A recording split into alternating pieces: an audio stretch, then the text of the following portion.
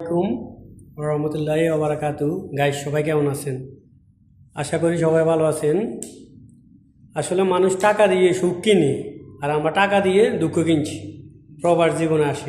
কারণ ডিউটি শেষ হয়েছে 3 ঘন্টা হয়েছে, এখনও আমাদের গাড়ি আসে না। কখন আসে আল্লাহ ছাড়া কেউ জানে না। এই জন্য আমি আমার এক ভাইকে কিছু জিজ্ঞেস করি, সে ভাইয়ের অনুভূতিটা কীরকম। ভাই, আপনার অনুভূতিটা কীরকম? আর অনুভূতি এই বয়া বয়া সেটা ডিম ফারুম আর কি আমার থেকে ভালো অনুভূতি জানে ওই আমার লগেরটা এর কষ্ট। ভাই, আপনার অনুভূতিটা কীরকম বলেন না। ভাই অনুভূতি কি বলবো ভাই, কখন ডিউটি শেষ করছি 3 ঘন্টা কেমনে বুঝাবো ভাই। 13 ঘন্টা 14 ঘন্টা ডিউটির পরে এখন চলে যাব, এমন সময় যদি চাবির জন্য 3-4 ঘন্টা বসে থাকতে হয়, গিয়ে রান্না করে খাওয়া দাওয়া করে, ভাই অনুভূতি পুরো মারা গেছে ভাই। অনুভূতি আর কি বলবো ভাই। ভাই, প্রবাস জীবনটা খুব কষ্টের, আসলে বাস্তবে আমার এই ভাই তো আরো দুঃখের। এতে কয়নারই শর্মে বা কোনো কাহিনী, প্রবাস জীবনটা খুব কষ্টের।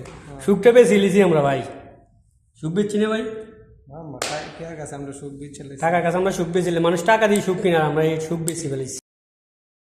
সবাই ভালো থাকবেন, আমার ভাইয়ের জন্য একটু দোয়া করবেন। ভাই কেন টাকা